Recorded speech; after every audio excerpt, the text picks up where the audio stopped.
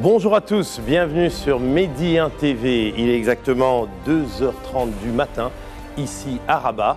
Émission exceptionnelle pour événement exceptionnel, puisque aujourd'hui, donc ce matin, à cette heure justement très tôt du matin, le Maroc va vivre un événement historique, puisque le Royaume va lancer son deuxième satellite d'observation, un satellite qui sera lancé donc depuis la base de Kourou en Guyane française, un satellite qui complétera le premier satellite qui a été lancé le 8 novembre 2017. Et ces satellites, bien sûr, ils sont le fruit de la vision de Sa Majesté le roi Mohamed VI. Et il est baptisé justement ces satellites de son nom, puisque ces satellites s'appellent le satellite Mohamed VI-A et le satellite Mohamed VI-B, celui qui sera lancé donc cette nuit de mardi à mercredi. Alors nous allons rester ensemble durant un peu plus d'1h30 pour parler justement de cet événement, un événement à la fois important sur le plan scientifique, sur le plan économique aussi et sur le plan stratégique, puisqu'il permet au Maroc d'entrer dans le cercle restreint des pays qui détiennent justement une constellation de satellites,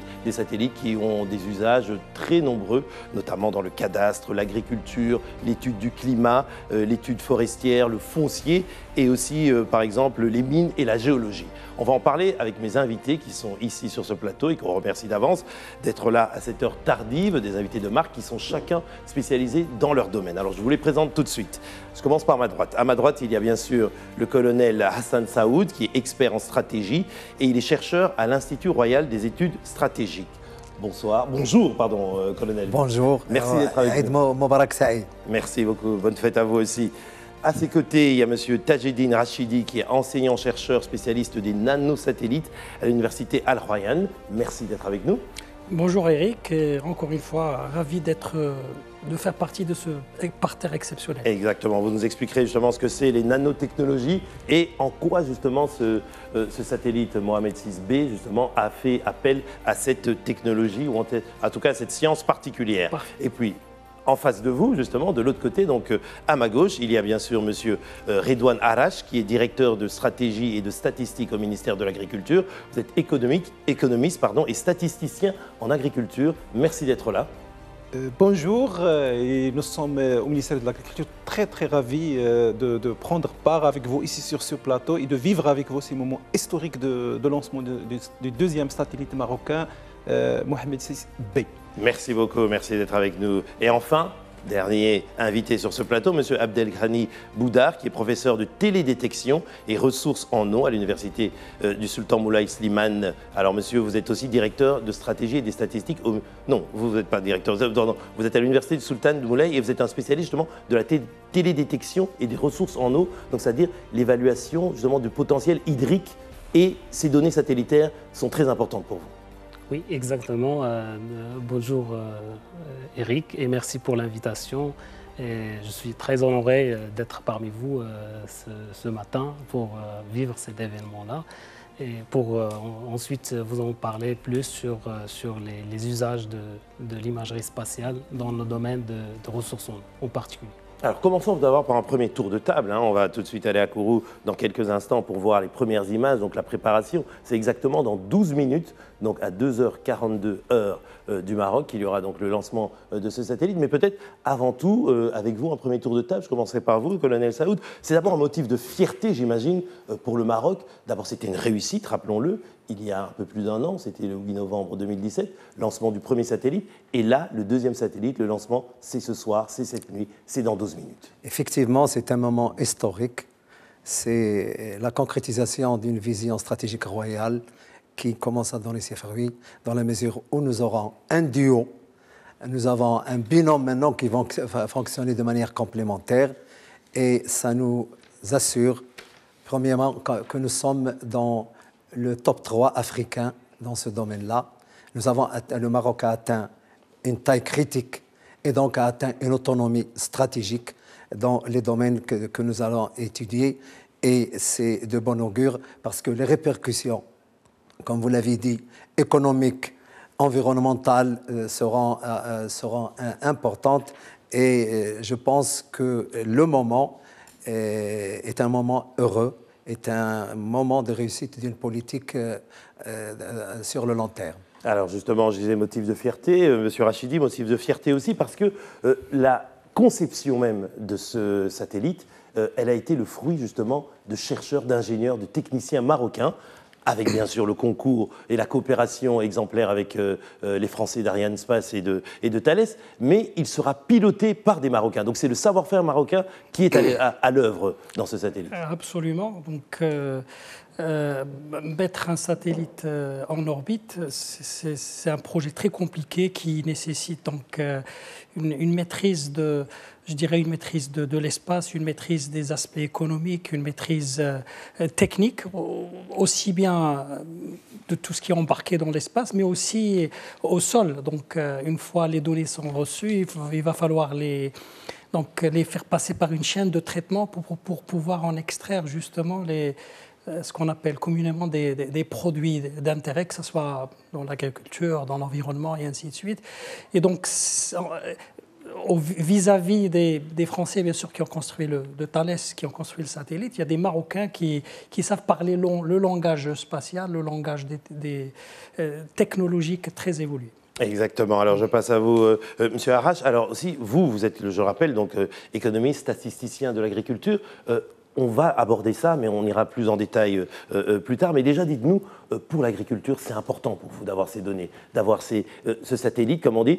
On ne voit bien, pour bien voir, il faut prendre du recul. Donc, on va dans l'espace, on voit bien, on étudie tout ce qui sont les données de la Terre. Et ces données, vous les utilisez, et ça permet de prendre des décisions stratégiques pour le Maroc. Tout à fait, Eric. Comme on dit, pour bien observer la Terre, il faut prendre de la hauteur. C'est ce qu'on est en train de faire actuellement avec le lancement du deuxième satellite qui va bien sûr fonctionner en binôme avec le premier satellite Mohamed 6A qui a été lancé il y a une année en 2017. Nous, au ministère de l'Agriculture, nous sommes l'un des départements pionniers dans le domaine de la télédétection spatiale. Nous avons installé un centre au milieu des années 80 pour commencer déjà à introduire ces technologies dans le domaine de l'agriculture. Donc, c'est un centre qui était plutôt un centre d'excellence, un centre de formation pour préparer la ressource humaine qui va absorber cette technologie de l'espace qui était en développement et maintenant qui a atteint des niveaux assez avancés.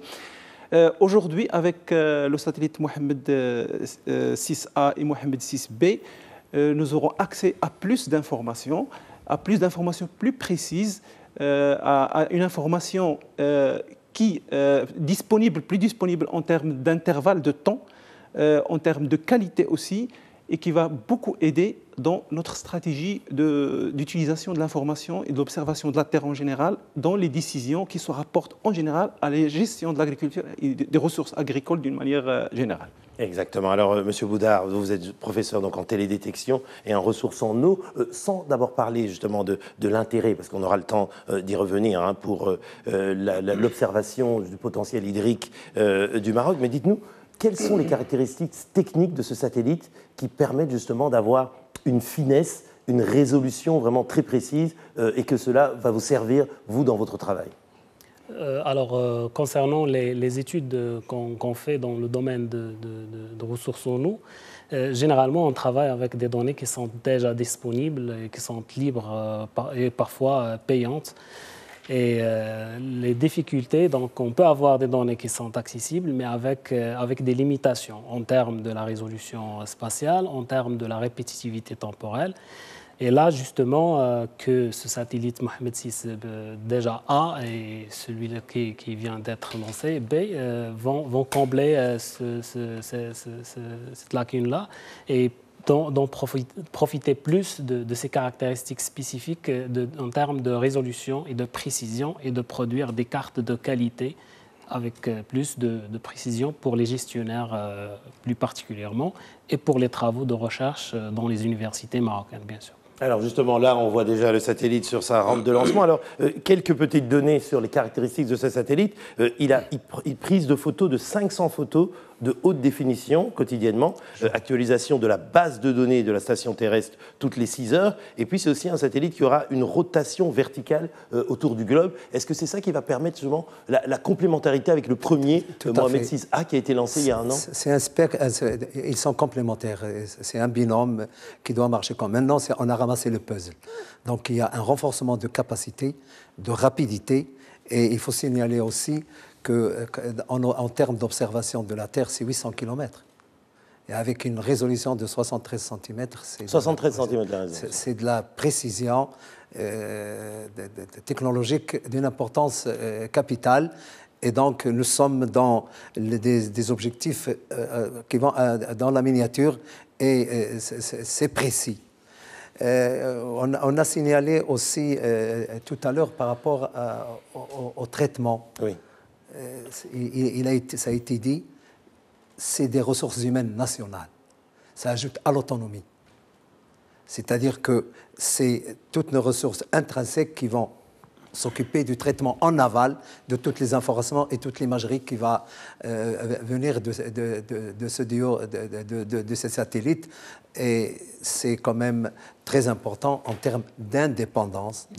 Nous sommes maintenant stratégiquement autonomes, et ça, il faut le signaler. On n'aura plus besoin de faire des locations de satellites dans ce domaine-là et dans des domaines civils très importants.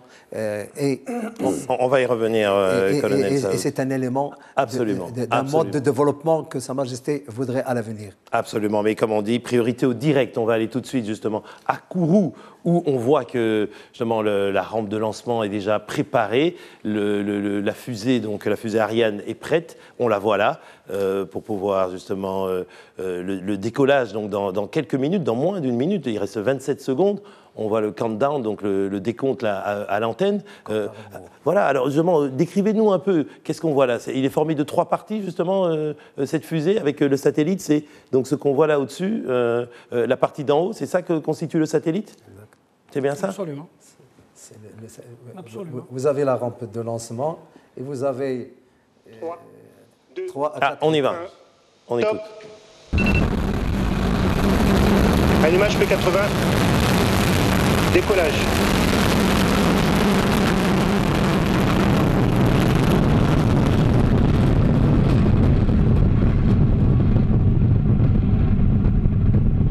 La propulsion est nominale.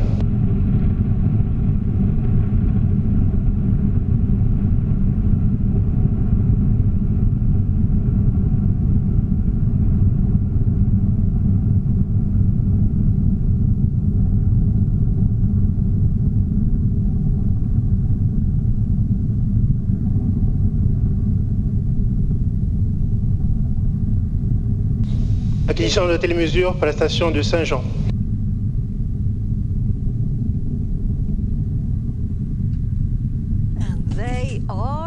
Et voilà, c'est parti. Le satellite Mohamed 6B est en route pour l'espace. Le vol Vega numéro 13 s'élance dans le ciel équatorial au-dessus du centre spatial guyanais.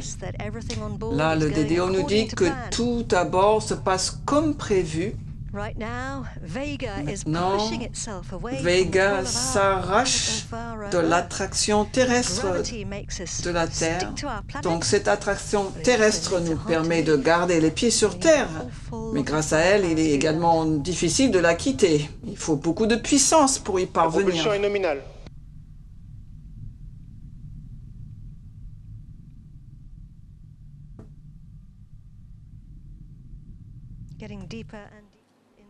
On avance de plus.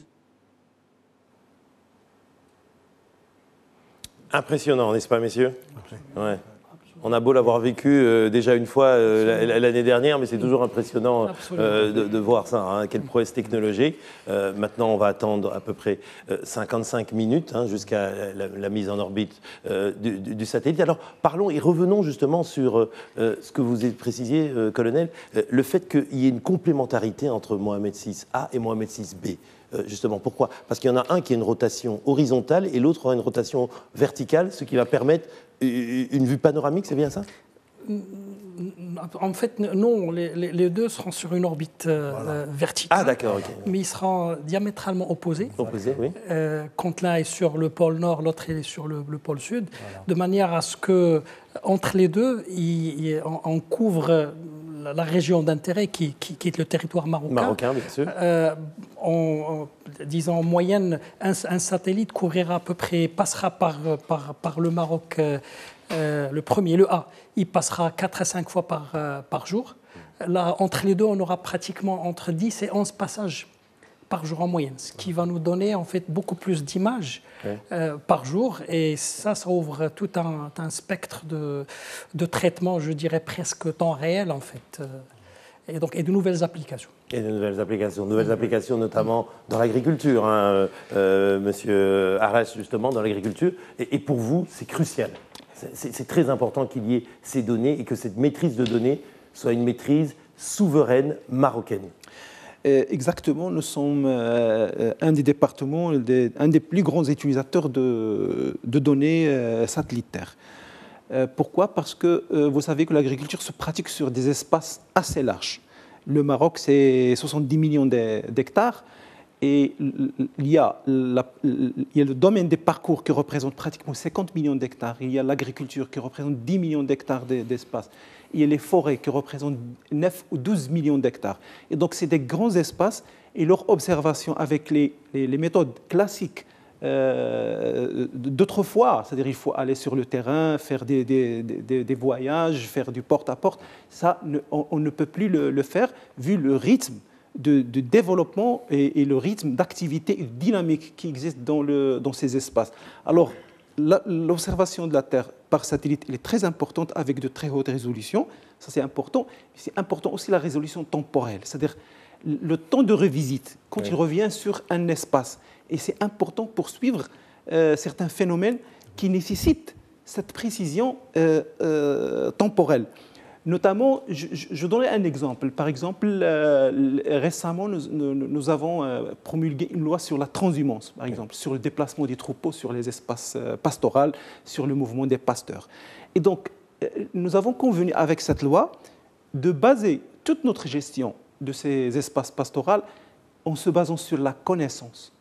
La réglementation, il permet de cadrer cette activité, mais en basant nos décisions sur la connaissance, et l'image satellite est très très importante sur cet aspect. Nous allons... Comme ça, on a des données fiables, précises et fiables. Exactement. Donc on peut même voir le déplacement d'animaux, on peut même voir l'état. Une résolution de 63 cm, on peut tout voir. Hein. Tout à fait. Voir le déplacement d'un mouton. Exactement. On peut même orienter le déplacement de ces troupeaux, parce qu'avec ces résolutions, avec la résolution spectrale aussi de ces satellites, ça va permettre de connaître l'état végétatif, l'état du couvert végétal, et donc mieux prendre les décisions sur les déplacements des pasteurs lorsqu'il est nécessaire de se déplacer. Et donc, pour cela, il y a toute une technologie qui vient avec l'information collectée par l'imagerie satellitaire, qui se combine à cette information qui est traitée par des algorithmes pour produire de l'intelligence, une information qui est utilisée pour la prise de décision. Absolument. Monsieur Baudard, télédétection, ressources en eau, c'est-à-dire l'importance... Comment on faisait avant d'avoir les satellites marocains? Ces données, vous les utilisiez déjà, mais elles étaient fournies par qui? Par des fournisseurs étrangers? Donc le Maroc payait ces données, c'est ça? Oui, ça dépend. Il y a deux catégories de produits. Il y en a des produits qui sont free, gratuits, qui sont disponibles, mais avec des limitations. Limitations de résolution spatiale faible. Oui, je vous interromps, M. Baudard. Oui. On va voir d'abord séparation, voilà, la séquence de séparation finale du satellite. Donc, voilà. On voit que les différentes parties justement de la fusée se sont séparées et on libère le satellite qui va parcourir donc son dernier trajet pour se mettre, pour se mettre sur orbite. Voilà. Et on le voit là justement, ce satellite. C'est peut-être les 3 étages là. Oui, les 3 étages exactement. Nous avons l'acquisition du signal à la station des On va Bermudes. entendre le commentaire justement de la base de Kourou. CSG. On se dirige vers le nord. Nous avons acquis le signal aux Bermudes et la prochaine station de poursuite au sud est à Saint-Hubert, au Canada. Nous utilisons la télémesure pour suivre le véhicule. Vega envoie des informations à ces stations sol sur sa trajectoire et ces stations nous renvoient ces informations ici au centre spatial guyanais et cela permet aux équipes opérationnelles qui travaillent ici de suivre le vol en temps réel.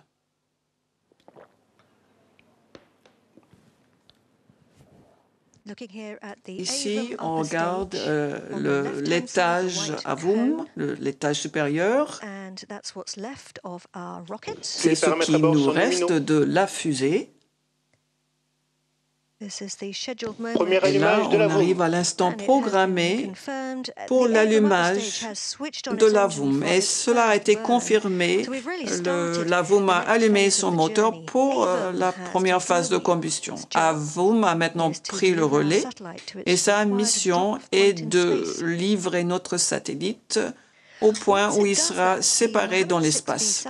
Et donc, le satellite Mohamed 6B va pouvoir rejoindre son jumeau, le satellite Mohamed 6A, le deuxième satellite dans le programme d'observation de la Terre du Royaume du Maroc. Le premier satellite remplit parfaitement sa mission depuis qu'il a été lancé l'an dernier. Le Maroc est une société moderne et vraiment magnifique.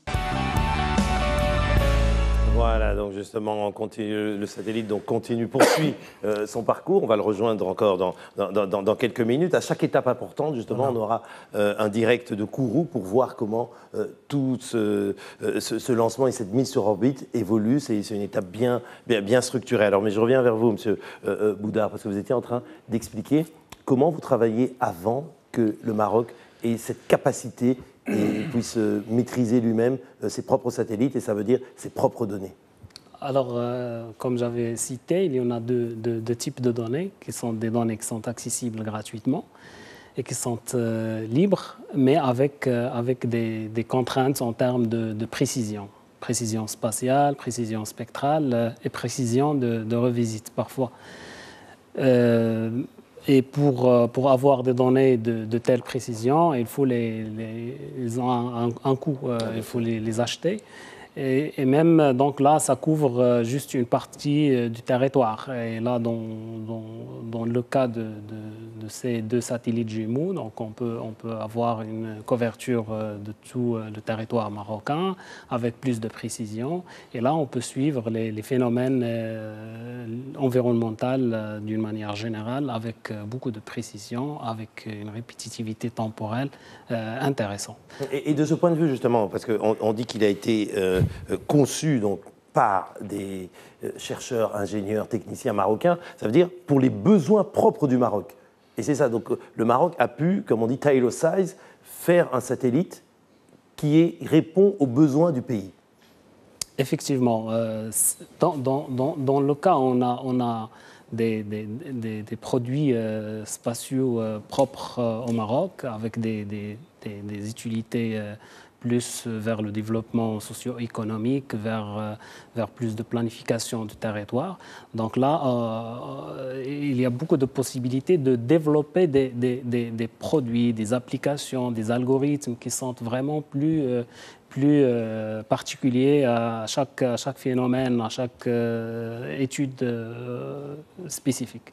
Donc c'est ça la particularité d'avoir un produit propre. C'est-à-dire, on va parler tout de suite ensemble justement de ces applications, de l'utilisation des données. Mais avant ça, on va voir justement quels sont les usages de ces données satellitaires dans ce reportage qui a été fait par Hicham Deshraoui. Et puis on se retrouve sur le plateau pour en parler avec nos invités. À la direction du cadastre et de la cartographie, l'importance de l'imagerie spatiale n'est plus à démontrer. Utilisée depuis près de 2 décennies, les données issues de la télédétection offrent dans ce secteur de nombreuses applications. Grâce à ces 2 satellites, le Maroc dispose désormais sans aucune limite ni contrainte de toute la technologie nécessaire à l'observation et à la gestion de son territoire. Pour le directeur du cadastre, les applications sont presque sans limite. En train de voir une image satellite et on est en train de balayer l'image pour voir un peu la qualité de cette image. Et comme vous le savez, c'est une étape importante dans le processus cartographique. Et donc on est en train de voir tout ceci pour pouvoir en conclure de la qualité de l'image. Alors pour ce qui est de la cartographie, les images satellites constituent des sources riches en informations de base pour l'émergence et la production d'autres produits cartographiques. La mise à jour d'informations géographiques et toutes les données collectées grâce à la télédétection spatiale contribuent également à mettre en place les politiques d'aménagement du territoire et facilitent les études de faisabilité pour l'élaboration de tracés routiers et ferroviaires ou la réalisation d'ouvrages d'art. Le cadastre, qui a entre autres tâches pour mission de mesurer la surface des propriétés foncières, utilise également l'imagerie spatiale. Dans le domaine du cadastre, la vision de l'agence s'inscrit dans une démarche de couverture systématique et planifiée du territoire national en matière d'immatriculation foncière. Et donc la généralisation de l'immatriculation foncière sur le territoire national impose une nouvelle réflexion du processus cadastral pour pouvoir concrétiser cette démarche. Un autre secteur qui utilise également l'imagerie spatiale, celui de l'agriculture, attend beaucoup du lancement de ce nouveau satellite. Chez nous, nous avons des équipes dédiées, des agronomes de formation qui se sont spécialisés en traitement des imageries satellitaires.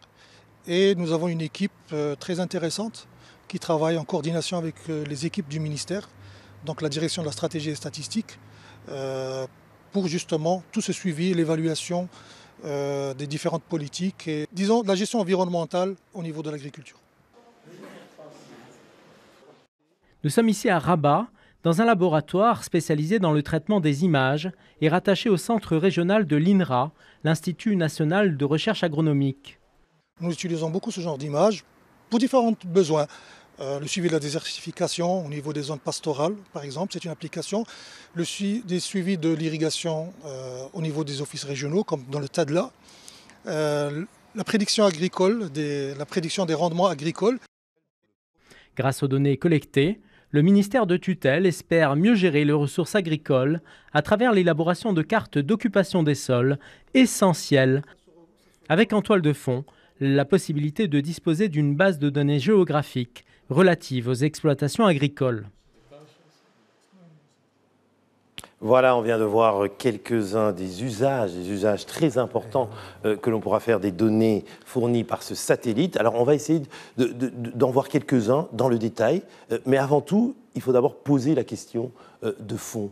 Je me tourne vers vous, colonel Saoud, expert en stratégie, justement, parce que ça, c'est un acte, je veux dire, stratégique important. Pourquoi le Maroc a-t-il besoin d'une constellation satellitaire? Il en a besoin d'abord. Pourquoi il a besoin de cette maîtrise? Pour maîtriser, on en a parlé, pour être autonome et indépendant dans ses approches et puis dans la déclinaison de ses politiques publiques avec ça. Nous avons peut-être oublié un peu quelques applications urbanistiques notamment. On va y revenir en détail, effectivement. Et puis, évidemment, c'est un outil, il faut le signaler, d'anticipation. Ouais. Ça vous permet d'anticiper et de planifier sur certaines calamités publiques, des inondations, des feux de forêt et tout ça. Donc, c'est un outil d'aide à la décision, mais qui anticipe sur les événements.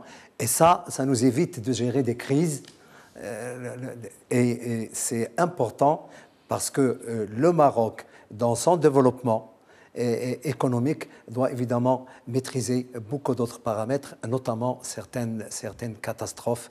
Et à cet égard-là, ça fait partie de la protection des personnes et des biens, et puis un système de prévention qui permette à l'État d'éviter des catastrophes comme on en a vu ailleurs. Absolument. Monsieur Rachidi, vous, en tant que chercheur, en tant qu'universitaire, je veux dire, c'est aussi important pour vous, parce que vous allez participer, il y a des programmes de recherche qui seront liés justement à ces données qui seront collectées? Absolument, mais avant, je souhaite quand même revenir pour donner un exemple très concret. En fait, oui. Pour que nos téléspectateurs comprennent justement. Absolument, donc c'est très simple. Imaginons qu'il y a un feu de forêt. Donc avec un seul satellite, on devrait attendre pratiquement, j'ai dit qu'en moyenne il y a 5 passages par jour, on doit attendre 2 heures pour avoir un rafraîchissement d'image pour connaître l'état d'avancement du feu de forêt.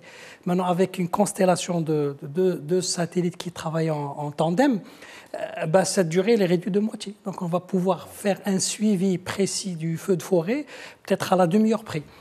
Et bien sûr, avec ça, on va pouvoir réagir et anticiper en fait l'évolution du feu. La même application peut se faire dans tout ce qui est inondation, dans tout ce qui est même tempête de sable. Parmi les applications les plus intéressantes qu'on pourra faire avec ce satellite, justement, c'est détecter et prédire en fait l'évolution des tempêtes de sable dans nos zones du Sud, et ainsi de suite. Donc, vraiment, le fait d'avoir une constellation, c'est ce qui donne une valeur ajoutée, justement. Le deuxième, une valeur ajoutée au premier, et ça ouvre un spectre d'applications, ça a été dit tout à l'heure, qui sont dépendantes du temps. Donc, mais vous, dans votre université, est-ce que vous avez des programmes de recherche qui sont liés justement à ce satellite? Pas à ce satellite directement, mais nous travaillons avec des collègues de l'université de Sidi Mohamed Ben Abdallah Fez et de l'université de Mohamed Ier à Oujda. Nous travaillons sur un projet de conception, de réalisation et de lancement d'un nanosatellite depuis 2017. Made in Morocco, qui sera purement marocain. Absolument, absolument. Donc nous sommes dans les phases finales et nous comptons le lancer en 2019. Donc, je dirais que lancer un satellite, c'est hyper compliqué, c'est une multitude d'études, c'est pas mal de paramètres, c'est vraiment de l'ingénierie pure et dure. Et franchement, je suis fier que nous, Marocains, nous puissions maîtriser ce domaine et parler le même langage. Ça a été dit tout à l'heure, il faut savoir définir ses besoins.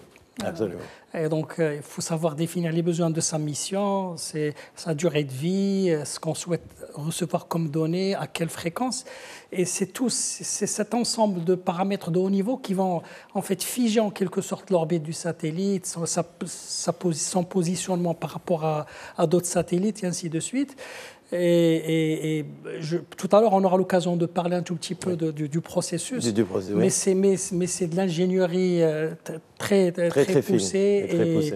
Franchement, je suis fier que nous, Marocains, nous puissions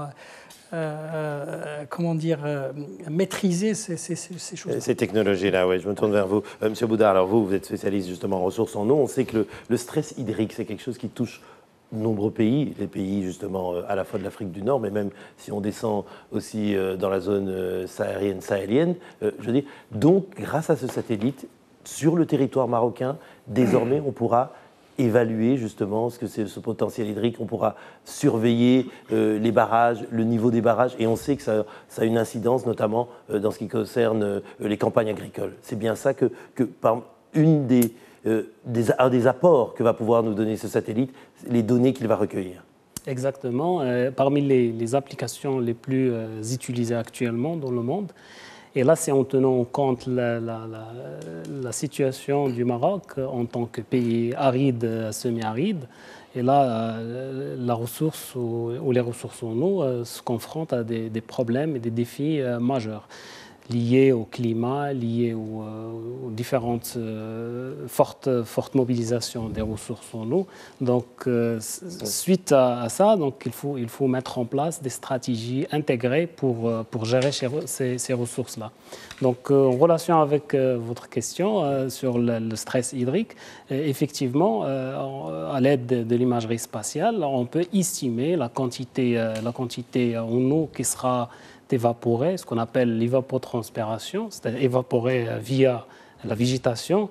Et là, on peut estimer est-ce que la végétation est stressée ou non. Et là, Monsieur Bouda, excusez-moi, je vous interromps encore une fois, mais je vous redonne la parole juste après, parce qu'on est en direct par téléphone depuis Kourou avec Monsieur Karim Tajmouati, qui est le chef de la délégation marocaine sur place, donc au centre de tir de Ariane Space à Kourou. Alors, Monsieur Tajmouati, bonjour. Vous êtes donc en direct avec nous par téléphone. Oui, bonjour ou bonsoir. C'est vrai que c'est le soir encore en Guyane. Il est très tôt chez vous et très tard ici. Absolument, absolument. Alors, vous êtes directeur général de l'Agence nationale de la conservation foncière, du cadastre et de la cartographie. Vous dirigez la délégation marocaine qui est donc sur place pour assister justement à ce lancement, cette mise sur orbite du satellite Mohamed VI-B. Vous étiez là il y a déjà un an pour le satellite Mohamed VI-A. Dites-nous, un an plus tard, qu'est-ce qui a changé? Est-ce que c'est toujours la même émotion au moment où cette fusée décolle? Écoutez, effectivement, il y a un an et quelques jours, nous étions ici pour le lancement et la mise du premier satellite d'observation du Royaume du Maroc, Mohamed VI-A. Et bien entendu, en un an, beaucoup de choses ont changé. C'est qu'il est en train de naître dans notre pays. Qu'un certain nombre d'applications qui couvrent des domaines stratégiques pour un pays tel sont en train de se mettre en place. J'entendais à l'instant stress hydrique, de gestion du stress hydrique. Effectivement, les applications, l'éventail des applications est absolument pratiquement infini. Je commencerai par ce qui me concerne, les applications liées à la cartographie et au cadastre, avec l'imagerie satellitaire, sont en train d'entrer dans une ère technique nouvelle.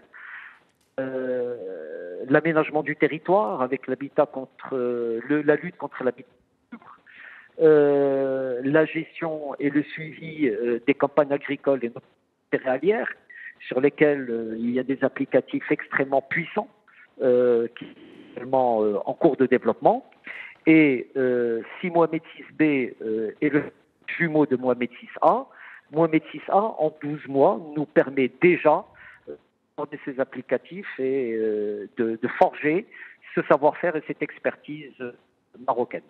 Alors justement, Monsieur Tajmouati, Mohamed VI-A, ça fait un an et quelques jours, comme vous l'avez dit, qu'il est déjà sur orbite. Est-ce que l'utilisation de ces données, on peut dire qu'il y a déjà eu, comment je peux dire, une valeur ajoutée concrète dans la gestion justement des ressources naturelles du pays du Maroc? Bien sûr, le Mohamed VI-A est opérationnel. Donne d'un point de vue technique, en termes de qualité d'imagerie et de niveau de résolution, entière satisfaction. Et les applicatifs qui sont d'ores et déjà utilisés par un certain nombre d'intervenants gouvernementaux. J'ai cité le outil de l'aménagement du territoire avec la lutte contre l'habitat insalubre.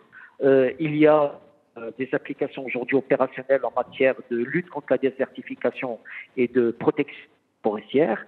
Et sur les mois à venir, l'éventail de situations va continuer à s'élargir de manière extrêmement accélérée.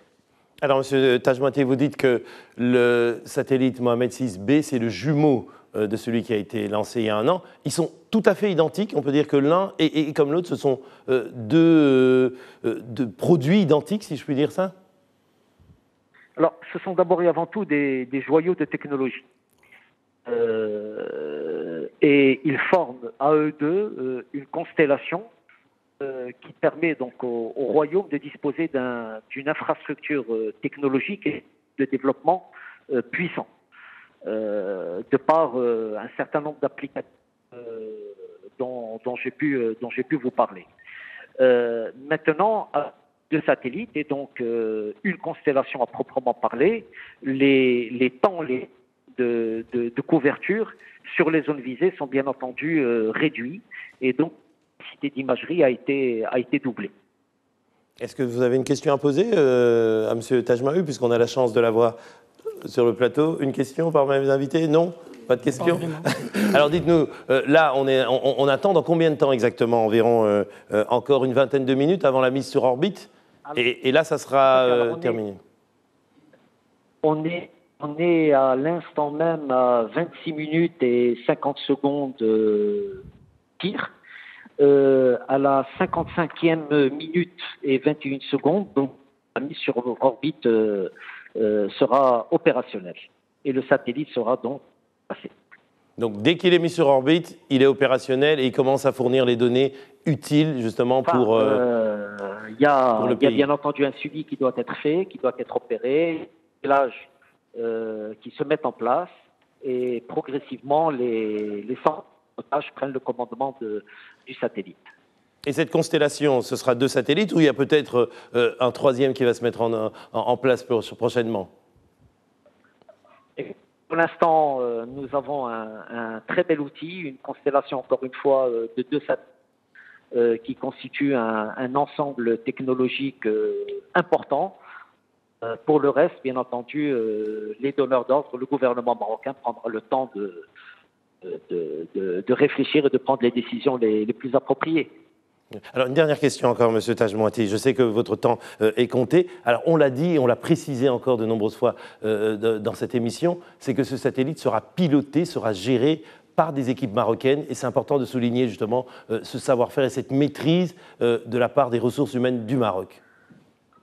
Oui, c'est très important. Ce sont des ingénieurs, des techniciens marocains qui ont hautement qualifiés, ont été formés durant ces dernières années, qui aujourd'hui perd le satellite Mohamed 6A et qui dans quelques opéreront également le satellite Mohamed 6B, donc l'ensemble de la constellation dont dispose le Royaume. Merci beaucoup, M. Karim Tajmouati. Je rappelle que vous êtes donc le chef de la délégation marocaine à Kourou, justement pour le lancement de ce satellite Mohamed 6B. On va vous retrouver dans une vingtaine de minutes au moment, juste après la mise en orbite de ce satellite. Alors je reviens à vous, M. Boudard, je vous l'avais promis, chose promise, chose due. Vous étiez en train de nous expliquer justement la gestion du stress hydrique et l'importance des données qui seront fournies par ces 2 satellites, par cette constellation. Alors, à partir de la donnée satellitaire, donc on peut mesurer des paramètres directement ou indirectement. C'est-à-dire indirectement via des processus de modélisation, via des formules mathématiques. Et après, on peut avoir des paramètres qui caractérisent le milieu naturel ou bien des flux précises. Parmi ces flux-là, c'est ce qu'on appelle l'évapotranspiration, c'est-à-dire la perte des ressources en eau via le processus d'évaporation et à travers la végétation. Donc on peut prédire par exemple le fait que une source en eau, un lac ou quoi, est en phase d'appauvrissement ou bien de disparition. On peut le prévoir justement avec ces données satellitaires et agir en conséquence. Ce que j'aimerais bien signaler, c'est à partir de cette information sur la végétation d'abord, on peut par exemple donner des informations aux agriculteurs en termes de pilotage d'irrigation, c'est-à-dire de spécifier la date exacte où la plante a besoin de l'eau. C'est-à-dire ça rentre dans la politique d'optimisation de ressources en eau pour l'irrigation. Il y en a d'autres applications, si vous voulez, on peut rajouter toujours dans l'aspect développement, aménagement, dans la thématique pour les intérêts publics. C'est l'aménagement des bassins versants. Et là, avec des images précises sur la surface d'un bassin, on peut par exemple cartographier avec précision les types de surfaces pour ensuite prendre des décisions contre, par exemple, l'érosion. Ça entraîne des problèmes d'envasement des barrages, etc. Avec d'autres applications sur l'aménagement, c'est l'inondation, c'est-à-dire avec des informations sur l'occupation du sol, comment est l'occupation et l'utilisation du sol, on peut avoir on peut donner au gestionnaire les informations nécessaires pour prendre des décisions en termes d'aménagement hydraulique ou de reboisement par exemple, ou de mettre en place des stratégies de développement d'une zone plus spécifique. Et comment se fera la gestion de ces données? C'est-à-dire, les données vont parvenir directement chez vous ou bien au ministère de l'Agriculture? Qui va les collecter et les répartir selon les besoins dans chaque domaine précis? Ça se fera comment, M. Harachi? Donc, pour parler de ce domaine, je vais faire un petit tour sur un concept qui est l'agriculture de précision. En fait, on parle de ce domaine lorsqu'on parle aussi du pilotage de l'irrigation. L'agriculture de précision, c'est un concept de conduite des parcelles agricoles. Ça veut dire, le concept, il est fondé sur une idée, c'est qu'au sein même des parcelles agricoles, c'est-à-dire on n'est pas en train d'observer des grands espaces, c'est les parcelles agricoles au niveau des exploitations, donc à l'échelle de l'exploitant. Ces parcelles agricoles présentent des variabilités aussi. Oui. Des variabilités. Une même parcelle, on peut, au nord de la parcelle, avoir un rendement, au sud, avoir un autre rendement, une partie bien irriguée, l'autre pas, etc., pour de multiples facteurs. Donc, avec ces images très haute résolution, avec les bandes qui sont installées sur ce type de satellite, ça va permettre de donner une information, de prélever, ou bien de collecter une information déjà sur l'état de ces cultures. L'état en matière soit de stress hydrique, soit aussi en matière d'état végétatif. Est-ce qu'il y a des maladies qui viennent perturber la croissance? Est-ce qu'il y a des facteurs qui contraignants pour la production? Donc, tous ces facteurs sont utilisés, sont intégrés dans des logiciels, dans des systèmes d'information géographique et dans des algorithmes qui sont développés par la communauté scientifique. Mais aujourd'hui, ils sont packagés sous forme de produits, soit de conseils personnalisés ou de conseils de groupe à l'échelle d'une commune, d'une coopérative ou bien d'un espace agricole. Et par exemple, au ministère de l'Agriculture, nous avons une institution qui est l'Office national du conseil agricole, qui sa mission, c'est de conseiller les agriculteurs. Et ce type de produit peut faire l'objet d'avoir un conseil bien précis, justement, exactement, et bien utilisé. Exactement, ou bien un conseil personnalisé, surtout pour les grandes exploitations qui ont des parcelles plus grandes, et on peut leur dire, moyennant les technologies actuelles de digitalisation de l'agriculture, de communication, ta parcelle, telle parcelle avec telle culture, il a besoin de telle quantité d'eau exacte. Et donc voici le temps où il faut apporter cette eau. Et donc ça, c'est une des applications très très importante pour le conseil, soit individualisé, soit de groupe. Bien sûr, on va continuer pour justement les autres applications. Il y en a plein, le BTP, les mines, la géologie, je veux dire les réseaux de communication, observer les grands chantiers d'aménagement du territoire aussi. On va en parler, mais d'abord on va peut-être revivre un moment particulier parce qu'on ne s'en lasse pas. C'était le lancement du premier satellite, donc il y a un peu plus d'un an, le satellite Mohamed VI-A. On va regarder tout ça, comment ça s'est passé. On va revivre ces moments forts dans ce reportage signé Lamia Fikri. Un moment de fierté pour tout le pays. L'année dernière, et durant ce même mois, le satellite Mohamed VI-A a été placé en orbite. Un système efficace puisqu'il offre au Maroc une vue sur la Terre depuis l'espace. Il s'agit du premier satellite marocain et c'est aussi un moyen d'observation des plus performants. Qui permettra le développement d'applications à haute valeur ajoutée pour le Maroc dans des domaines aussi divers que le cadastre, la cartographie, la gestion de l'environnement, la prévention des catastrophes naturelles et climatiques, l'aménagement du territoire et le suivi des activités agricoles. Lancée depuis Kourou, en Guyane, cette technologie est le résultat d'une collaboration franco-marocaine. Une coopération fructueuse, grâce à laquelle le Maroc peut aujourd'hui avoir une bonne visibilité de son territoire. Ce projet réussi, aujourd'hui, est indéniablement le fruit d'une coopération solide, sérieuse, d'une coopération exemplaire entre la France et le Royaume du Maroc. Il y a environ un an, le satellite Mohamed VI-A a pris la direction de la Lune et a marqué le commencement de sa nouvelle vie spatiale. Après cet événement, le Maroc est rentré dans un cercle restreint, celui des 5 pays africains qui disposent de cette invention. Et oui, on l'a dit, donc le Maroc rentre dans le cercle restreint des pays qui disposent de cette invention, mais c'est le premier pays africain qui disposera d'une constellation, c'est-à-dire de 2 satellites qui travaillent en même temps. Alors on a parlé bien sûr des différentes applications, cadastre, agriculture, gestion des ressources hydriques, mais il y en a d'autres, il y en a beaucoup, notamment une qui me paraît aussi très importante, même si les autres le sont aussi, c'est l'étude justement de ce qui concerne toutes les ressources océanographiques et les zones du littoral, les zones côtières. C'est important. Qui veut en parler? Monsieur Rachidi? Monsieur Saoud?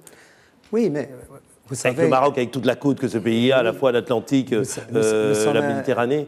Nous sommes un pays diversifié. Nous Absolument. sommes un pays de forêt, de montagne et de mer. On a 3500 km de côte. Exactement. Les frontières maritimes doivent être couvertes aussi.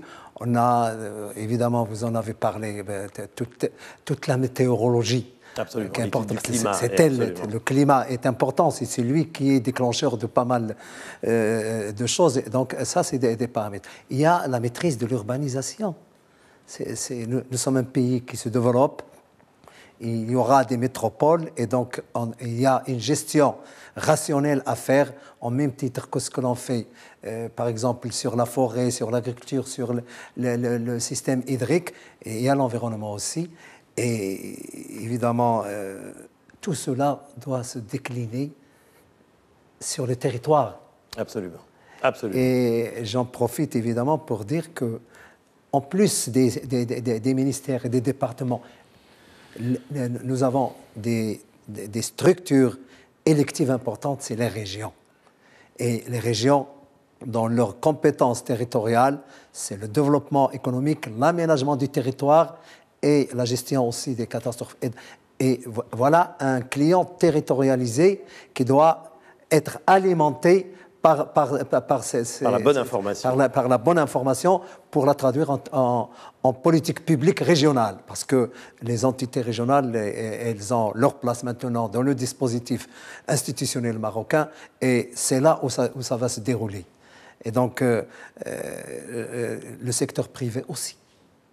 Le secteur privé, il faut qu'il connaisse là où il va s'installer, il faut que la région lui prépare, fasse un travail d'attractivité en fonction de tous les éléments qu'ils reçoivent de différentes applications et qui lui permet de faciliter l'installation des investisseurs parce que le Maroc est un pays attractif et il doit continuer à l'être. Absolument. Et ce sont ces paramètres absolument qui vont booster l'investissement étranger notamment et national aussi. C'est ce que dit M. Saoud, justement, M. Rachidi. On le dit, hein, et c'est ce qu'on répète depuis le début de cette soirée, ce n'est pas tout d'avoir de l'info, c'est d'avoir la bonne info. Absolument. Et là, avec ces satellites, on aura la bonne info, l'info utile. Absolument. Moi, j'aimerais revenir un tout petit peu sur les applications par rapport au domaine maritime. Prenez par exemple, aujourd'hui, on va pouvoir faire un suivi très précis des flottes de pêche sur notre littoral. Chose qui, je ne dirais pas qui était impossible, mais qui était très difficile auparavant. Et donc, ça permet de bien contrôler les contrats de pêche, notamment avec l'Union européenne. Ça absolument, permet très important. Absolument. On pourra aussi, de par là-haut, voir un tout petit peu l'état de notre stock en poissons. Oui, le stock halieutique. Absolument, parce que c'est directement lié au plancton. Donc, et justement, avec ce satellite-là, avec les deux satellites, on pourra justement recevoir des données qui vont nous permettre de calculer justement l'état du stock halieutique. Donc, ça a été dit et mentionné par M. Tajmouati. Vraiment, les applications sont immenses. Et c'est une opportunité aussi pour le secteur privé. C'est une opportunité pour que le secteur privé s'engage dans l'innovation qui va s'articuler essentiellement autour du traitement de la donnée satellitaire pour en extraire des produits utilisables directement, que ce soit par le secteur public ou même aussi par le secteur privé. Ouais. Exactement. Alors, une des applications aussi intéressantes, et je voudrais que quelqu'un d'entre vous puisse l'expliquer, c'est l'utilisation en ce qui concerne le BTP et les transports. Par exemple, pour essayer d'optimiser les transports, les données satellitaires qui vont être recueillies permettront de mieux planifier, par exemple, les réseaux de communication au niveau de la Terre. Est-ce qu'il y a quelqu'un d'entre vous qui comprend et qui pourrait nous donner un exemple de ce qui sera fait dans ce domaine ? Monsieur Badrouz. Pas vraiment dans ce sens-là de gestion de logistique, mais sur l'avant-projet, oui. C'est-à-dire pour mettre en place un projet de bâtiment et travaux publics, ou un réseau routier, ou un barrage, ou un ouvrage d'art. Là, il y a des possibilités, c'est-à-dire d'étudier le sol. Ça rentre dans l'étude des paramètres du sol. Est-ce que ce sol-là sera capable de porter ce bâtiment, cet ouvrage d'art? On voit par exemple sur le chantier de la LGV, il y a eu justement cette nécessité de s'adapter au sol pour un chantier titanesque de ce niveau-là, de cette ampleur-là. Ouais, ça rentre dans les applications en géologie. En géologie. Vers les applications en géotechnique ou au BTP. Absolument. De manière générale, c'est les études d'impact. Donc, avant tout grand projet, il y a besoin d'une étude d'impact environnementale et l'imagerie satellitaire joue un rôle fondamental dans ces études-là. Et géologie, on peut parler aussi des mines. La question des mines, pour savoir quel est justement le cadastre minier du pays et savoir peut-être qu'il y a des ressources encore inconnues ou inexploitées et on peut bien les situer et pouvoir justement les gérer de façon optimale. Alors. L'imagerie, évidemment, avec cette précision-là, en plus de tout ce qui est eau en surface ou souterrain, il y a évidemment toute la richesse minière qu'il y a dans le pays. Et la précision de ces satellites-là pourront donner des indications sérieuses sur la nature des mines qu'il y a dans un territoire donné et puis permettre aux départements concernés de faire les prospections nécessaires et ça, c'est un avantage économique. J'aimerais ajouter aussi une utilité sociale. Oui, allez-y. Ce radar-là, ce satellite-là permettra aussi d'anticiper sur le climat. Vous savez que de temps en temps, nous avons des hivers durs et nous avons des zones enclavées. Eh bien, ça permettra aux décideurs d'anticiper. Pendant que vous parlez, colonel, on voit justement la salle de contrôle à Kourou, la salle Jupiter, où on voit précisément toutes les équipes qui sont là et qui surveillent la trajectoire du satellite. Encore quelques minutes et il atteindra justement sa position de mise en orbite. Et absolument, donc on est en train de voir ça. Ils surveillent ça de très très près. C'est la nuit à Kourou et le matin ici à Rabat. Absolument, absolument. Allez-y, colonel, poursuivez, vous étiez en train d'expliquer. Je vous dis que ça permettra d'éviter l'enclavement de certaines populations isolées, des fois dans les fins fonds du Maroc. Et ça, c'est un outil précieux de prévention de catastrophes.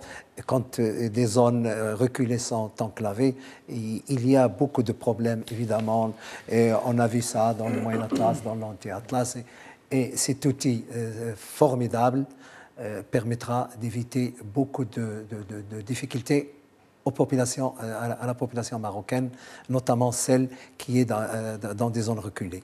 Absolument. Monsieur Rachidi, vous voulez ajouter quelque chose? Oui, absolument. Moi justement, en regardant les images, moi, ce que je souhaite, c'est en fait décrire un tout petit peu ce qui va se passer à nos téléspectateurs. Oui. Donc, allez-y. Une fois la fusée atteint l'orbite de 694 km au-dessus de la Terre, donc le satellite il y a une petite impulsion qui va être donnée au satellite. C'est important pour qu'il puisse justement continuer la rotation autour de la Terre. Autrement, il risque de rapidement être il y a la force G, l'attraction, exactement. Ça dépend, mais pendant à peu près de 8 à 10 minutes, il n'y aura rien. On attendra le déploiement justement des panneaux solaires pour pouvoir commencer à recevoir de l'énergie. On attendra jusqu'à ce que les batteries soient complètement pleines. Et là, il y aura un déclenchement automatique du module d'énergie, donc, qui, lui, va commencer à alimenter de manière automatique le système de télécommunication qui permettra d'établir un contact avec la station Sol à Rabat. Et juste après, c'est l'ordinateur de bord qui prend le contrôle.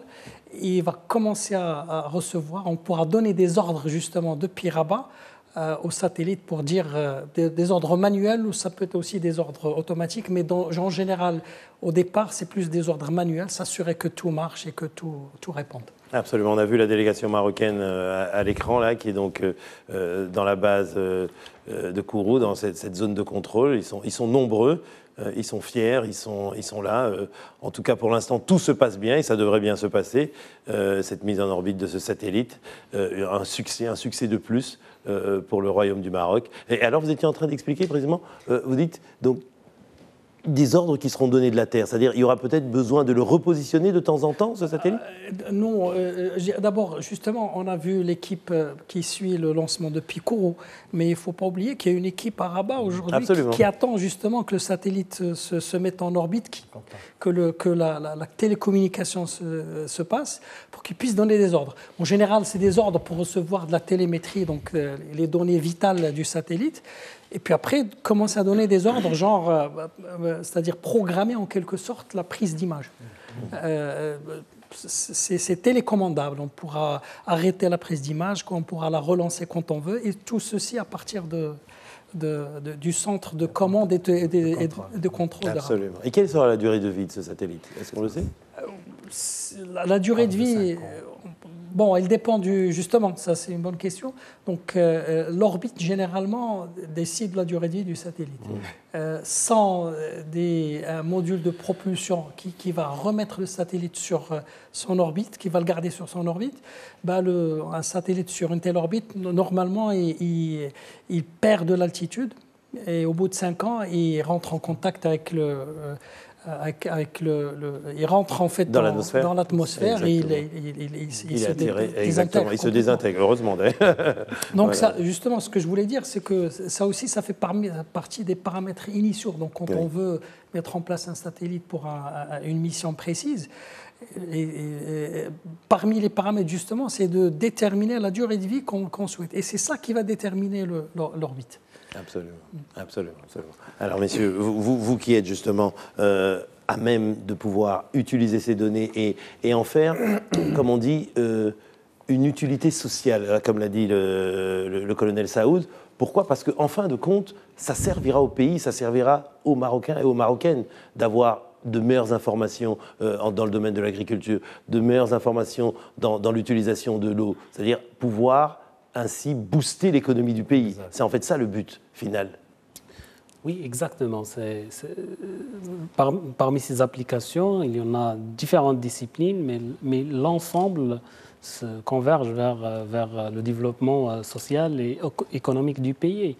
Donc là, justement, je rajoute parmi d'autres applications. Allez-y, il y en a beaucoup, mais parlons-en, je veux dire, comme ça, un petit peu de précision sur l'utilisation et les applications de ces données satellitaires, pour que les gens puissent bien comprendre à quoi ça va servir.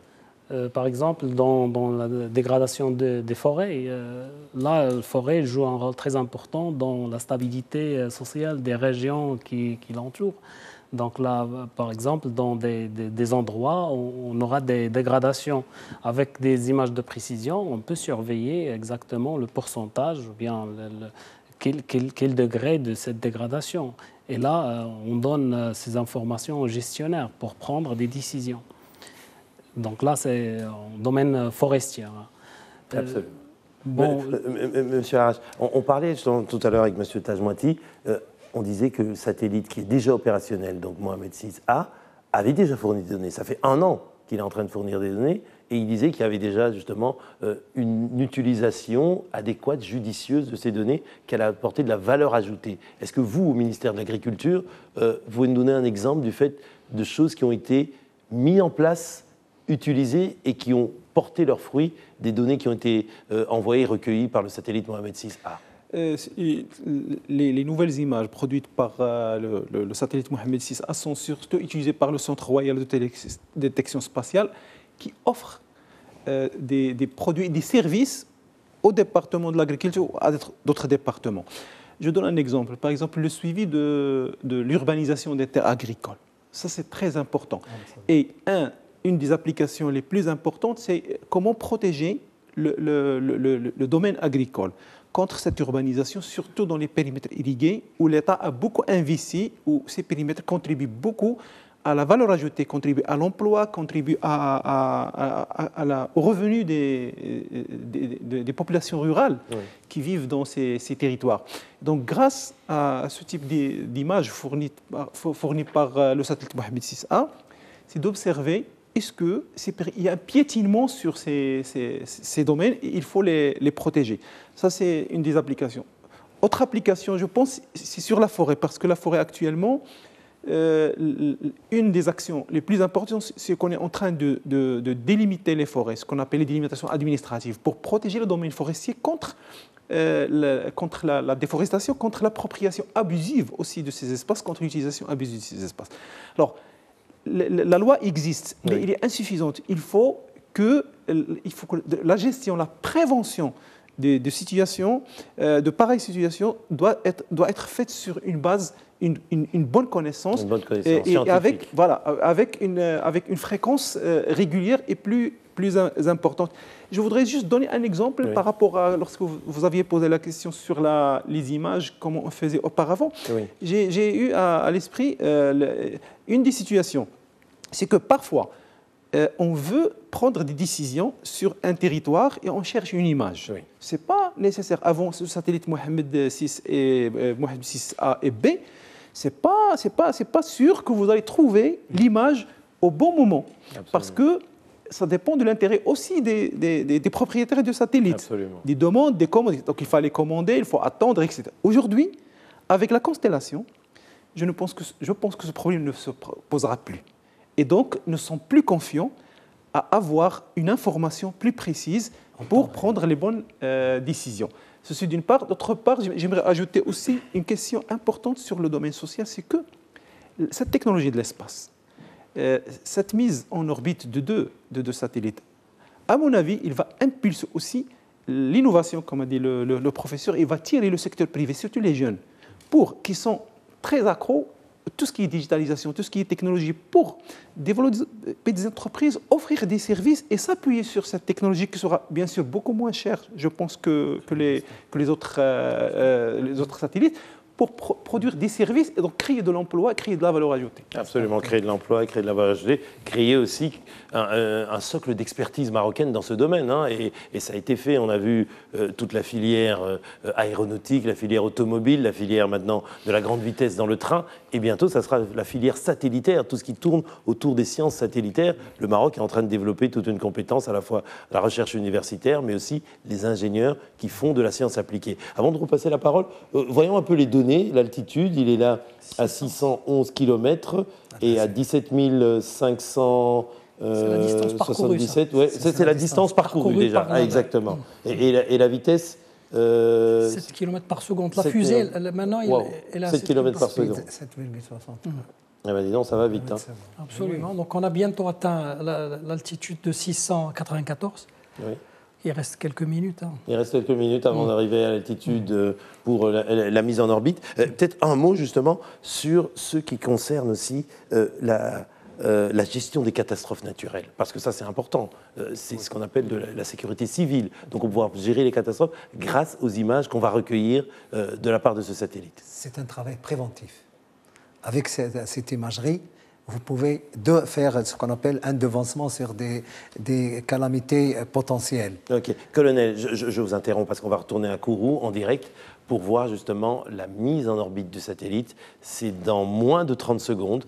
Dans moins de 30 secondes, on va le voir exactement. Donc on va le voir ça tout de suite. Donc l'étage supérieur utilise des tuyères pour s'orienter.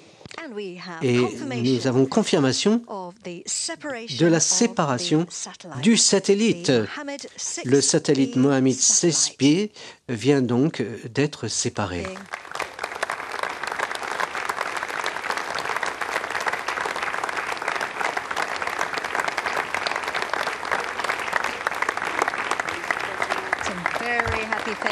Donc on voit les visages radieux, tout le monde se félicite et nous félicitons aussi le Royaume du Maroc qui vient d'accueillir un nouveau satellite dans sa nouvelle constellation.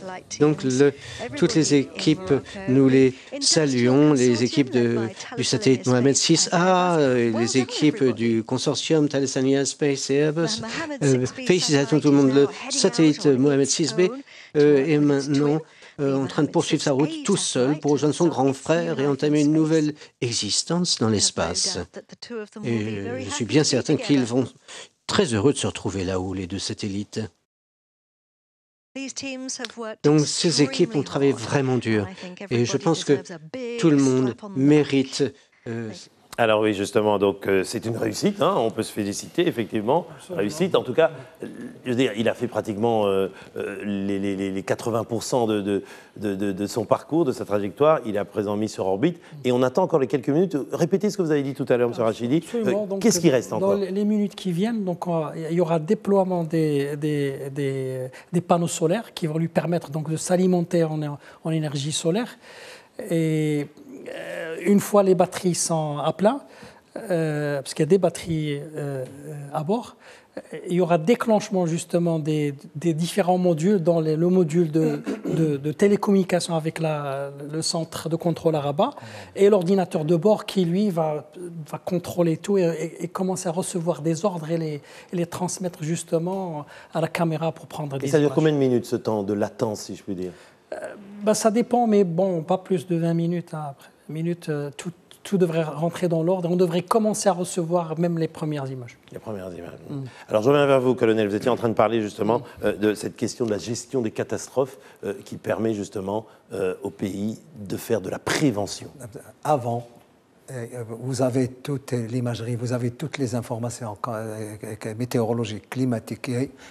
Les gens peuvent prévoir ou des inondations, des tempêtes, que sais-je, vous savez. On a vu ce qui s'est passé avec les bouleversements climatiques, il y en a de plus en plus. Avec tout ce dérèglement climatique, il y a de l'imprévisible. Mais là, on sera fixé avant et ça permettra au pouvoir public d'agir en amont avant que ça n'arrive. C'est important. Je voudrais aussi ne pas occulter le côté de la protection des frontières terrestres et maritimes des pays.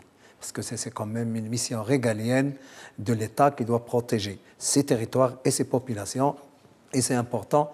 Et un dernier point aussi, le Maroc subit une pression migratoire. Et là, nous allons être dans une posture de savoir tous les mouvements de la migration parce que nous sommes devenus un pays de séjour et un pays de transit. Un pays de transit, effectivement. Et il y a de la pression. Et je pense que cette infrastructure technologique va permettre au pays d'évaluer cette pression migratoire qui est dans la nécessité se fait sentir. Exactement. Alors on va repartir à Kourou pour écouter justement les allocutions parce que donc on est au moment où le satellite a été mis sur orbite et alors toutes les équipes qui ont participé justement à cette réussite sont en train de prendre la parole. Donc voilà, c'est une représentante d'Arianespace. Merci à vous pour cette confiance renouvelée, gage de la reconnaissance de la qualité et de la fiabilité d'Arianespace et du lanceur Vega. Permettez-moi d'adresser ma profonde gratitude à Karim Tajmouati, directeur général de l'Agence nationale de la conservation foncière, du cadastre et de la cartographie du Maroc, qui nous honore de sa présence ici ce soir.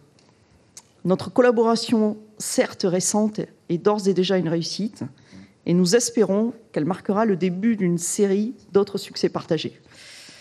J'aimerais également remercier Thales Alenia Space, notre client pour ce vol, et le mandataire de la construction du satellite, dans le cadre d'un consortium avec Airbus, co-maître d'œuvre.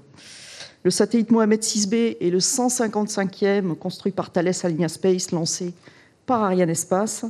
Et j'aimerais à ce titre saluer la présence avec nous aujourd'hui de Jean-Loïc Gall, président directeur général de Thales Alenia Space. Avec 16 autres satellites dans le carnet de commandes d'Arianespace, dont 4 satellites au 3B, nous inscrivons notre partenariat dans la durée et vous attendons dans les semaines qui viennent. Le satellite Mohamed 6B est également le 123e construit par Airbus Defence and Space et mis en orbite par Arianespace. Nous avons 22 autres satellites Airbus dans notre carnet de commandes, sans compter ceux pour la constellation OneWeb. Alors, merci Philippe, merci à Philippe Pham, Senior VP, Head of Earth Observation, Navigation and Science, qui nous fait le plaisir de partager ce moment avec nous ce soir. Merci également pour la confiance renouvelée. Le lancement de ce soir marque le 10e vol Vega dédié à l'observation de la Terre. Et pour le CSG, le mois de novembre a été particulièrement riche pour l'observation de la Terre et la météorologie, avec le lancement de METOP-C il y a tout juste 2 semaines, mardi il y a 2 semaines. Ce lancement marquait le début d'une série de 4 missions au profit de la météo et de l'observation de la Terre.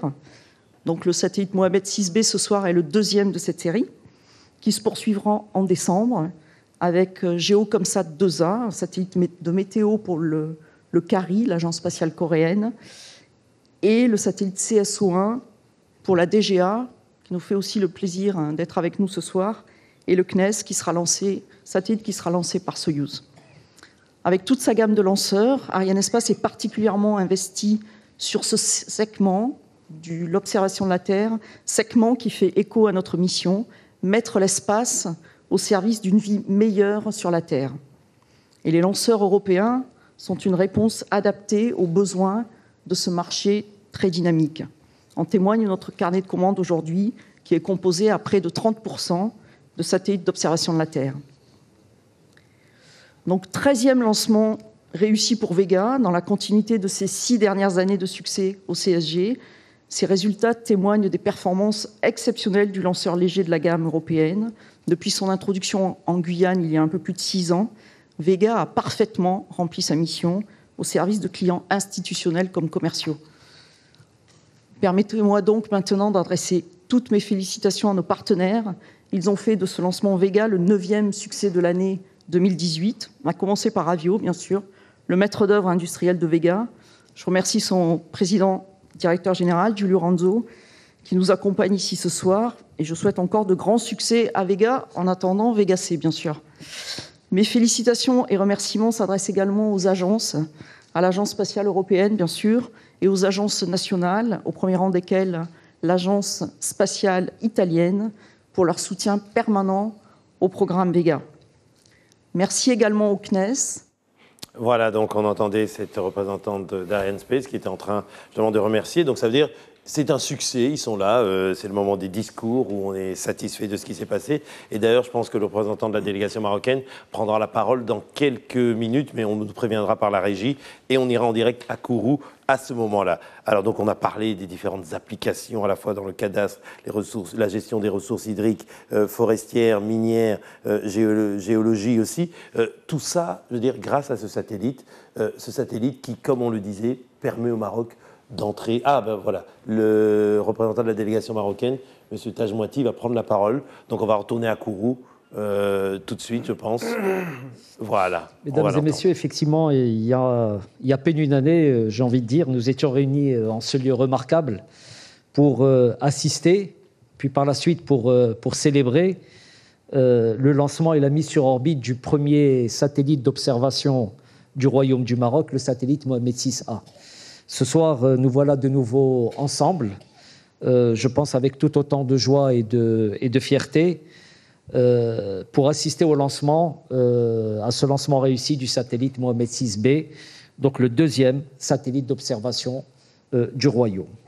Je voudrais dès à présent, au nom de mes collègues, au nom de la délégation marocaine ici présente, vous exprimer les sentiments de fierté et de joie intense, vous imaginez, qui nous emplissent en ce moment historique. Les 2 satellites, Mohamed 6A et B, constituent une infrastructure technologique de pointe. Ils constituent un levier puissant de développement.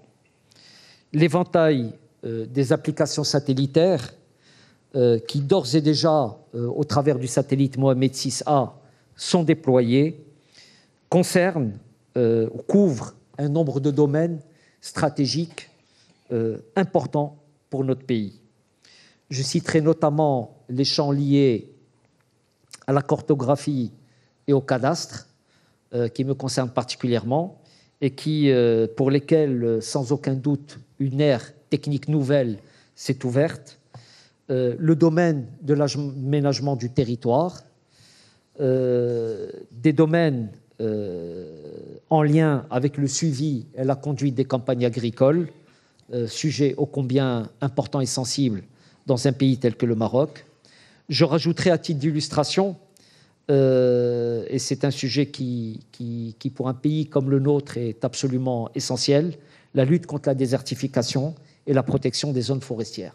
Voilà autant de sujets l'éventail étant sans aucun doute infini, dans lesquels l'imagerie satellitaire va être utilisée dans notre pays. Je note bien évidemment que la réalisation de ce projet est le reflet d'une coopération solide, d'une coopération exemplaire entre nos deux pays, la République française et le Royaume du Maroc. À cet égard, je ne peux pas m'empêcher d'évoquer l'inauguration il y a à peine quelques jours, dans cette magnifique ville qu'est Tanger, de la première ligne ferroviaire à grande vitesse d'Afrique, ligne qui a été lancée par Sa Majesté le roi Mohamed VI et le président de la République française, M. Macron. Le succès et la réussite de ce projet, c'est d'abord et avant tout le résultat d'un travail remarquable, marqué par le sérieux, le professionnalisme et la rigueur de l'ensemble des équipes qui s'y sont impliquées.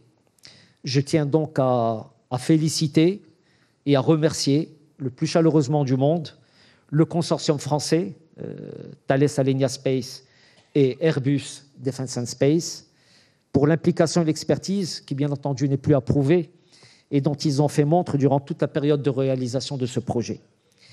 Mes vifs remerciements vont également à toutes les équipes d'Ariane Space, du CNES, de l'ESA et bien entendu à nos amis d'Avio pour l'excellent travail accompli et la qualité de leur contribution dans la réussite du projet satellitaire du Royaume du Maroc.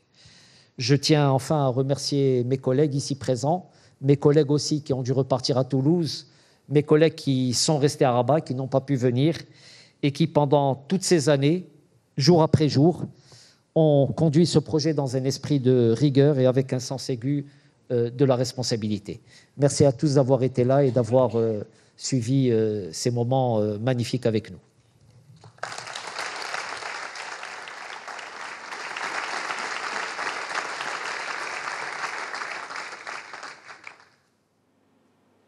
Et oui, retour donc sur le plateau de cette émission spéciale ici sur Midi 1 TV. Nous sommes donc à Rabat avec nos invités. Nous avons donc vécu ce moment historique, la mise sur orbite, le lancement et puis la mise sur orbite du deuxième satellite marocain, le satellite Mohamed VI-B. Une réussite donc. On a vu donc ceux qui ont fait ce travail, qui sont là, qui se sont congratulés, et puis les remerciements. Monsieur Taj Mouati, qui est le chef de la délégation marocaine, a rappelé justement toutes les applications, cadastre, gestion hydrique, aide pour les campagnes agricoles, l'importance de la gestion forestière et tout. On en a parlé ce soir, justement. Alors, au terme de cette soirée mémorable, hein, puisque c'est une réussite, désormais le Maroc entre dans ce cercle fermé des pays qui possèdent cette constellation satellitaire avec des données très précises, fiables, qui permettront au pays justement d'avoir une planification, une gestion scientifique et en tout cas beaucoup plus opérationnelle de ces ressources. Je veux dire, quel sentiment vous avez ? Vous, Monsieur Araj, dites-nous Monsieur Boudard, pardon, quel est le sentiment qui vous anime au terme de cette soirée, en sachant que le Maroc a réussi cet exploit de mettre sur orbite 2 satellites. Et sincèrement, c'est une fierté pour nous en tant que Marocains, citoyens marocains, et aussi fierté d'avoir un satellite propre au Maroc qui va fournir des données spécifiques au territoire marocain. Et là, donc, je précise un point, surtout, on n'a pas étalé un petit peu sur la recherche scientifique. Allez-y, là, on a encore du temps. Donc, ça, c'est une occasion d'avoir des données propres au Maroc.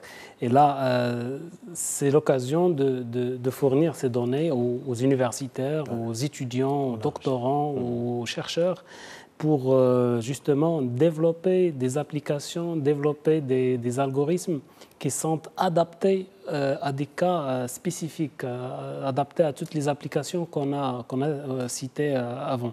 Donc ça, c'est un souhait. Donc, espérons... En fait, vous voulez dire, c'est clairement, ça ouvre à la fois un champ immense de recherche, mais un champ aussi d'application, donc un champ d'innovation pour la recherche et l'industrie marocaine.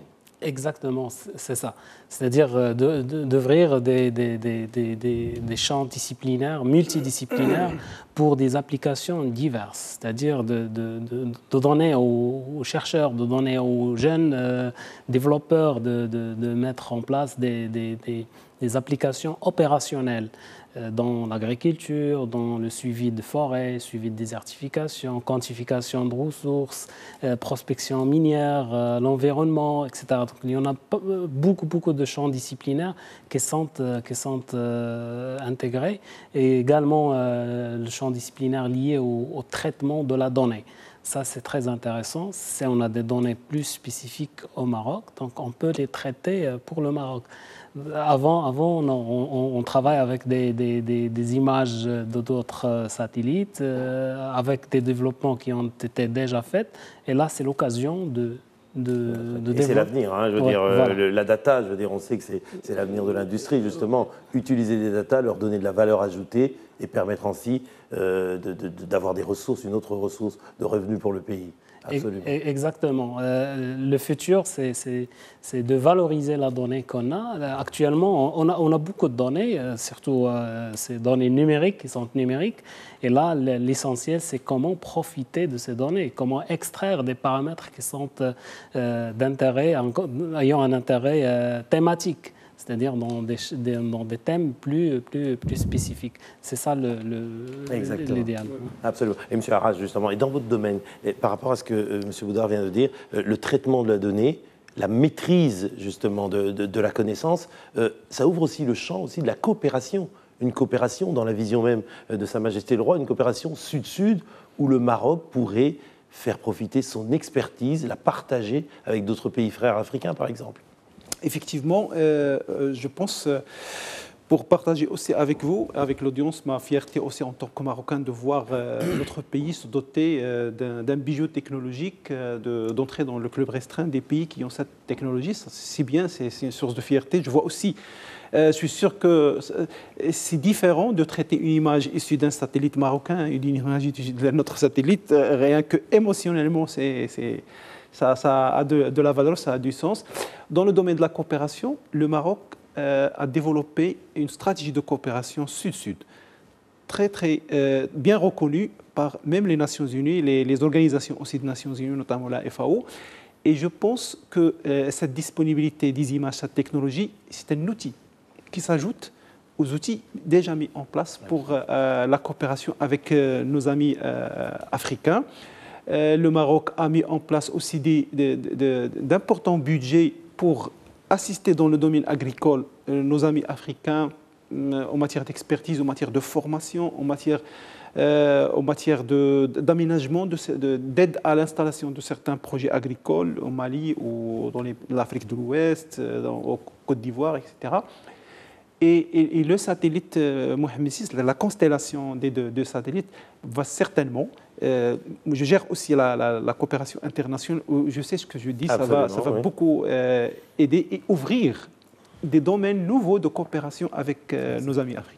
Absolument, absolument. Merci beaucoup pour cette précision. M. Rachidi, domaine de coopération, je veux dire, de façon appliquée, c'est-à-dire pour l'agriculture, pour aider les agriculteurs dans d'autres pays, les pays sahéliens, par exemple, je pense à ces pays qui ont justement, je veux dire, un sol très aride, un sol à problème, et avec ces données satellitaires, le Maroc pourra leur donner l'information pointue nécessaire pour pouvoir optimiser leurs ressources, mais aussi dans le domaine universitaire. Le champ de recherche que cela ouvre, il est immense, c'est formidable. Absolument. Donc, mais avant de revenir sur ça, moi, ce que je souhaite dire, c'est par rapport, je pense qu'on n'en a pas beaucoup parlé, par rapport aux citoyens marocains. Oui. Qu'est-ce que ce satellite-là apporte ? Je crois qu'il a compris aussi que dans le domaine agricole, dans le domaine de la gestion de l'eau, bien sûr, il y en a d'autres. Ajouter. Mais tout ça, ça permet en fait au Maroc d'établir des politiques publiques basées sur la donnée. Voilà. Donc très précises, très efficiente, et qui dit précise et efficiente dit économique, même en termes de dépenses. Absolument. Et ces économies-là, le Maroc va pouvoir les mettre dans d'autres secteurs. Donc ça, c'est hyper important. Un investissement efficient. Exactement. Voilà. Au-delà, bien sûr, toute la valeur ajoutée que l'innovation pourra produire aussi. Par rapport à la coopération, moi, en tout cas d'un point de vue technique, aujourd'hui, je vois très bien que éventuellement, si d'autres pays de l'Afrique souhaitent eux aussi éventuellement se doter d'un satellite, eh ben, le Maroc dispose de toute la compétence nécessaire pour les accompagner, au moins dans les études, dans la mission c'est-à-dire de commande, comment passer commande, quels paramètres il va falloir cerner, et ainsi de suite. Et je vois très bien quelque chose dans cet ordre de grandeur, au-delà bien sûr de tout ce qui partage de la donnée en elle-même, des images et de la donnée satellitaire au profit des pays frères, en fait. Absolument, au profit des pays.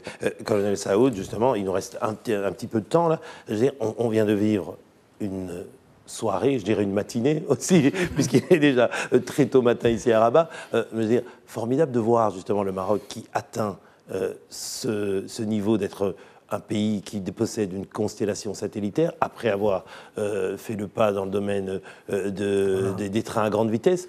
Le Maroc franchit des étapes.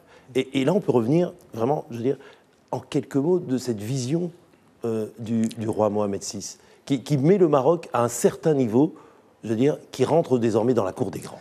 Ce que je voudrais dire, évidemment, que je suis fier, j'ai passé une très bonne matinée, mais cette infrastructure technologique vient accompagner des grands chantiers structurants. Le Maroc, maintenant, en moins de 2 décennies, il est devenu un hub industriel, un hub aéronautique, un hub maritime, une ligne de grande vitesse qui relie des zones industrielles, financières et la capitale, des projets structurants. Une projection dans l'Afrique, eh bien, c'est un outil supplémentaire qui va accompagner tous ces progrès-là. Évidemment, ça, c'est une vision stratégique de long terme royale depuis moins de décennies, et l'avenir est prometteur.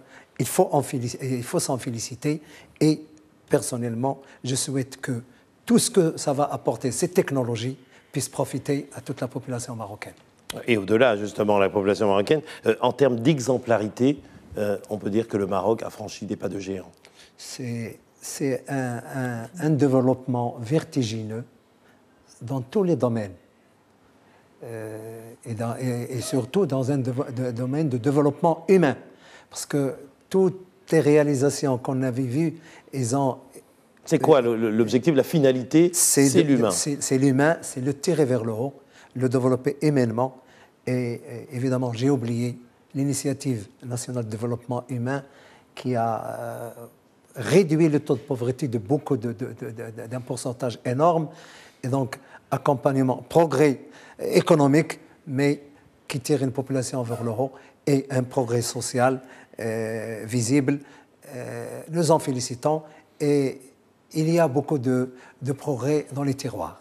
Merci beaucoup, Colonel Saoud. Peut-être un dernier tour de table avant de rendre l'antenne, puisque maintenant le satellite, on le voit là d'ailleurs, il est mis sur orbite et il s'est déjà déployé, comme vous l'expliquiez, M. Rachidi. Peut-être un dernier mot, je veux dire, au terme de cette soirée, au terme de cette étape franchie, je veux dire, qu'est-ce qu'on peut retenir de ça? Qu'est-ce que vous retenez en tant que Marocain, en tant que scientifique?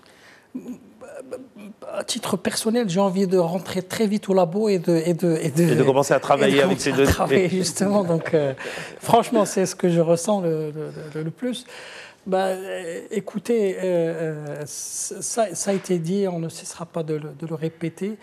On a besoin d'outils technologiques pour pouvoir en fait rattraper un peu le retard, et toutes ces réalisations qui viennent de citer, ils vont dans le bon sens. Franchement, je souhaite une très bonne continuation au Maroc et à la vision de Sa Majesté. Absolument. Monsieur Arrache, un dernier mot aussi, un mot de la fin. Oui, effectivement, moi je pense que le Maroc, avec tout ce qu'il fait actuellement, notamment ces technologies de l'espace, il est sur un sentier de progrès. Et aujourd'hui, l'avenir c'est la technologie.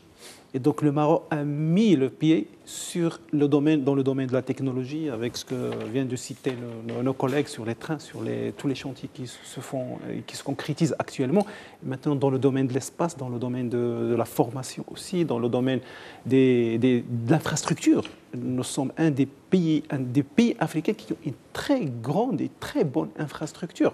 Et à cela vient s'ajouter cette infrastructure aussi spatiale qui va beaucoup aider les chantiers en place. Et voilà. Absolument. Monsieur Arash aussi, un mot Alors, toutes ces technologies... Peut-être votre sentiment personnel, là. Bon, vraiment, je suis honoré d'être parmi vous à ce plateau-là. De vivre ce moment. Et cet événement exceptionnel pour le Maroc. Et là, donc, je cite directement que ces technologies qui sont déployées en ce moment-là, ça rentre dans la continuité de protection de l'environnement, de protection du territoire en général. Et tous les résultats de ces technologies, ça tourne vers l'aspect social. C'est l'homme, c'est l'aspect humain, c'est ça la finalité. Améliorer justement la qualité de vie humaine. Exactement. En tout cas, merci à tous, merci messieurs d'avoir participé justement à cette émission, d'avoir vécu ensemble ce moment pour nos téléspectateurs sur Medi 1 TV. On va se quitter en revoyant justement ces images du lancement et de la mise sous orbite du satellite Mohamed 6B. Je vous le rappelle, pour ceux qui nous rejoindraient peut-être à ce moment, donc on a vécu un moment historique. Il s'agit de la mise sur orbite du deuxième satellite marocain, le satellite Mohamed 6B, qui vient compléter justement le satellite Mohamed 6A qui avait été lancé il y a 1 an. Et ainsi, le Maroc devient le premier pays africain qui possède justement une constellation satellitaire. Merci pour votre attention et votre fidélité à Medi 1 TV. À bientôt et on se quitte sur ces images. Au revoir. 5, 4, 3, 2, 1, top. Allumage P80. Décollage.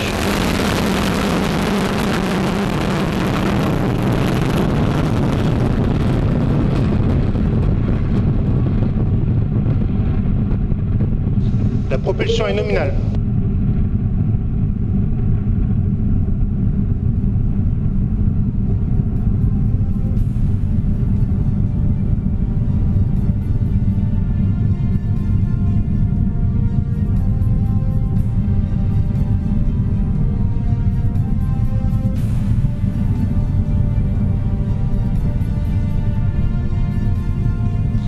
Acquisition de télémesure par la station de Saint-Jean.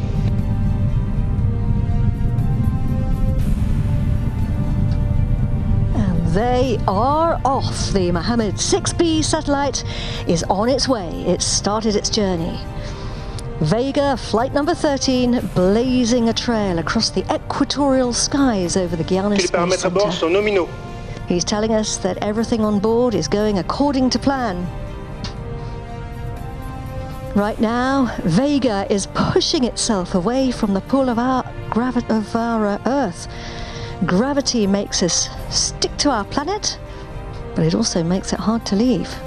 And we need an awful lot of firepower to do that.